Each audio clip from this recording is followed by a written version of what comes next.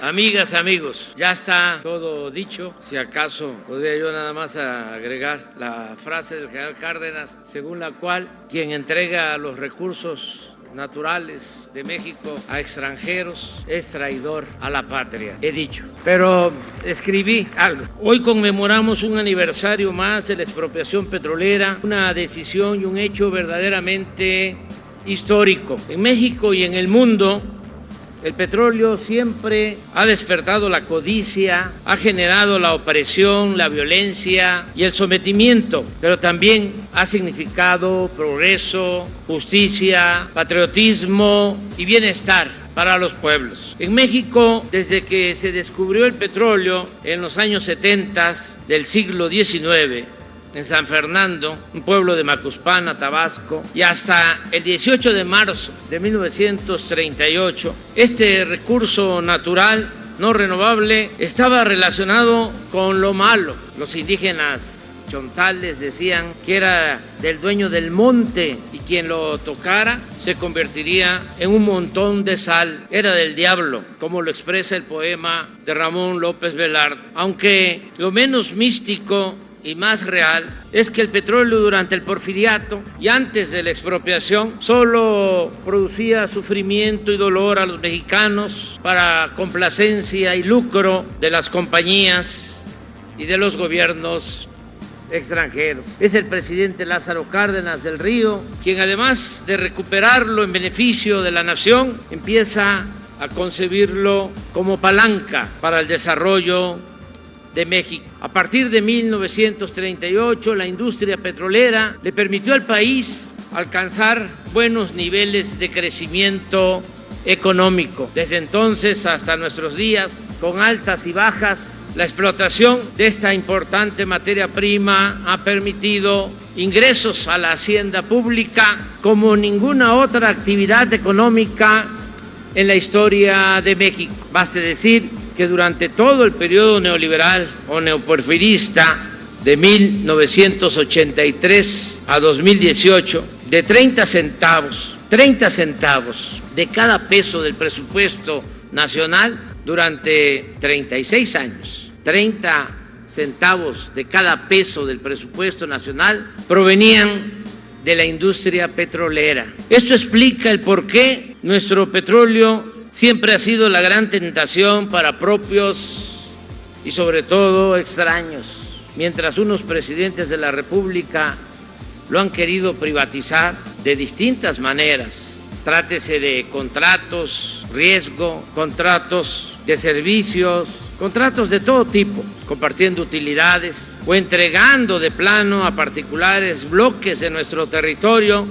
en zonas petroleras. Otros mandatarios, como Adolfo Ruiz Cortines, Adolfo López Mateos e incluso Gustavo Díaz Ordaz, supieron aplicar la enseñanza del general Lázaro Cárdenas de utilizar el petróleo y sus derivados solo en beneficio del pueblo de México. Por nuestra parte, y con este ideario, hemos venido actuando desde antes de llegar a la presidencia, y ello ha marcado el camino que ha seguido nuestro gobierno. ¿Qué hemos hecho de manera concreta? Aunque ya lo mencionó, lo explicó de manera detallada Octavio Romero Oropeza, excepcional director de Pemex. Yo trataré de explicarlo de manera breve en 10 puntos. 1.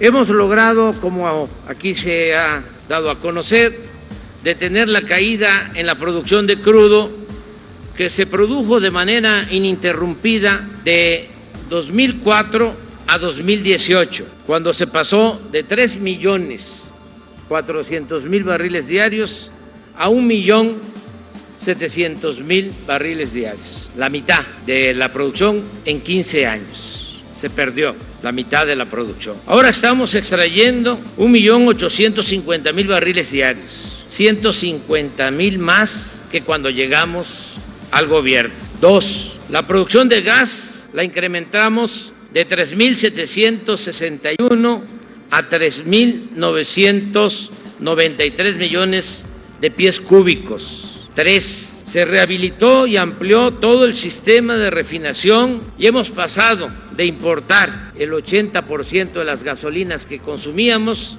en el país a solo el 30%. Y en septiembre únicamente importaremos 6%.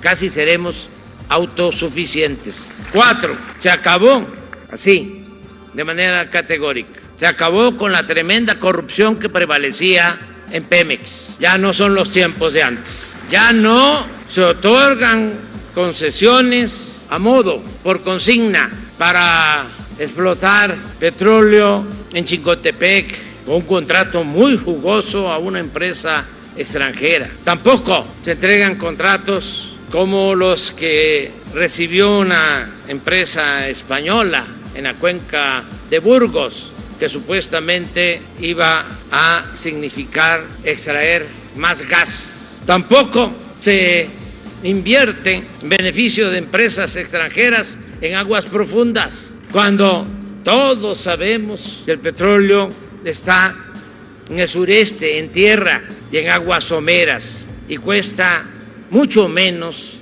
extraerlo. Ya se terminó con esa corrupción. 5, hemos bajado, y esto es muy importante en términos reales, los precios de las gasolinas, del diésel y del gas en beneficio de los consumidores, como no sucedía en décadas en nuestro país. 6, se ha dado mayor autonomía financiera a Pemex, porque contrario a los neoliberales que querían quebrarla, que era la intención, avanzaron en ese propósito perverso, porque prácticamente convirtieron en chatarra toda la industria petroquímica, y ese era el propósito también de convertir en fierros viejos las refinerías. Afortunadamente el pueblo de México dijo basta y se inició una política nueva, una nueva política económica y una nueva política en cuanto al petróleo. Por ejemplo, ahora, en vez de pagar 65% de derecho de utilidad compartida a la Secretaría de Hacienda, Pemex solo paga el 30%, menos de la mitad. 7, el manejo honesto, eficaz y austero de Pemex ha permitido reducir los costos de producción, lo que cuesta extraer el petróleo. Ahora cuesta menos que antes. Nos ha permitido también ahorrar y, como aquí se ha dicho, disminuir la deuda de Pemex de 129,000 millones de dólares a 106,000 millones de dólares. Es decir, 18% menos de deuda en Pemex. 8, no hemos dejado de invertir en exploración y hemos, con suerte, que también influye en estos casos, como en otros, hemos descubierto nuevos yacimientos en tierra y en aguas someras en el sureste del país. Cuando llegamos al gobierno, las reservas probadas eran de 7.5 millones de barriles. Hoy se estima que ascienden a lo mismo, 7.5 millones de barriles. En otras palabras, hemos mantenido los mismos niveles de reserva aún con lo extraído durante nuestra administración. 9, se han puesto en operación 2 plantas de fertilizantes, una planta de amoníaco propiedad de Pemex y una de urea adquirida en el pasado gobierno de manera fraudulenta, que estaba a poco de convertirse en chatarra. Ahora producen 1,041,000 toneladas anuales, y todo ese fertilizante se entrega de manera gratuita a 2 millones de pequeños productores del campo, bajo la premisa de que coman los que nos dan de comer. 10, hemos basificado, como aquí se ha dicho, y arriba los petroleros, transitorios y de planta. Hemos basificado a 25,411 trabajadores transitorios, de acuerdo a su antigüedad.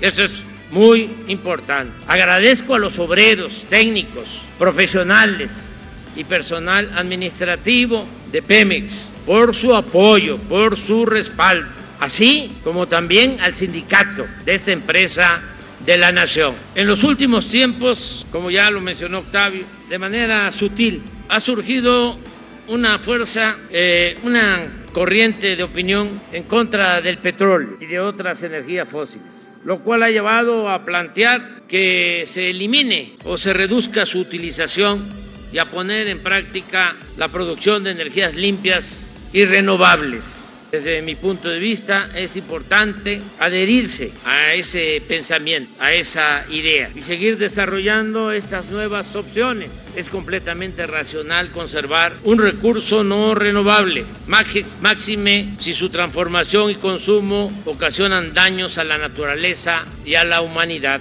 Sin embargo, debemos calcular bien los tiempos de esa transición energética, para no volver a caer en México en la dependencia del extranjero por dejar anticipadamente de invertir en la extracción de petróleo y en la producción de gasolinas y combustibles. Cuidado con los nuevos vendedores de cuentas de vidrio, con los que piensan que la riqueza de las naciones no depende de la producción y del trabajo, sino de la especulación financiera y de las bolsas de valores. Mientras no tengamos la total certeza de que podemos sustituir el petróleo sin dificultad y en poco tiempo, sigamos con la estrategia que hemos adoptado de no vender petróleo crudo, procesar toda la materia prima en nuestro país y primero abastecer nuestro mercado interno, no a la dependencia. Debemos continuar avanzando hacia la autosuficiencia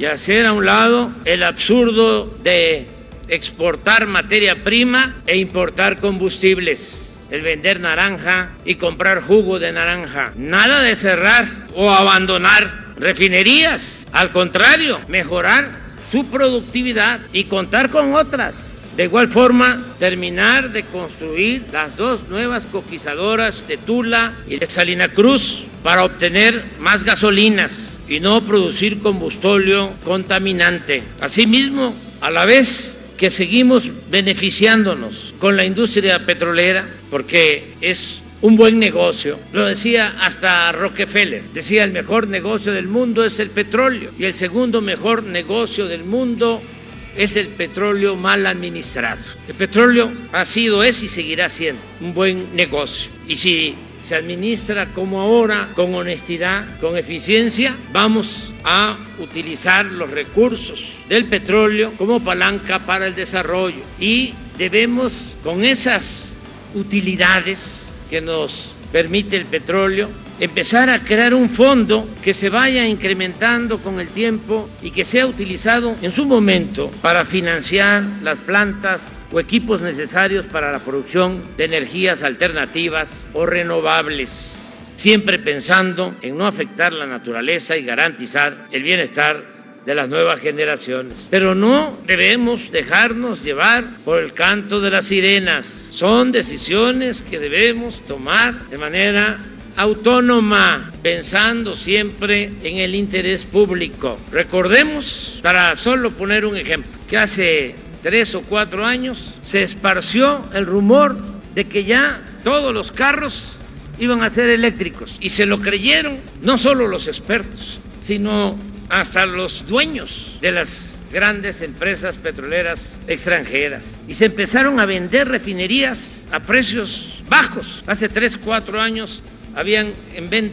estaban en venta 8 o 10 refinerías en Texas. Por eso aprovechamos a comprar Deer Park en $600 millones, precio muy bajo, el 49% de las acciones que pertenecían a Shell. Y miren cuántos beneficios nos ha dado esa compra. Bueno, ¿qué sucedió? Una vez que se constató de que todavía faltaba tiempo para prescindir de los motores de combustión interna, las refinerías existentes continuaron produciendo. Y hoy hay en el mundo aproximadamente 190 refinerías más en construcción. O sea, tenemos que calcular muy bien y pensar siempre en lo que más conviene al pueblo de México y a la nación. No guiarnos solo por la opinión de los mercaderes o financieros, con todo respeto, del extranjero. Ellos están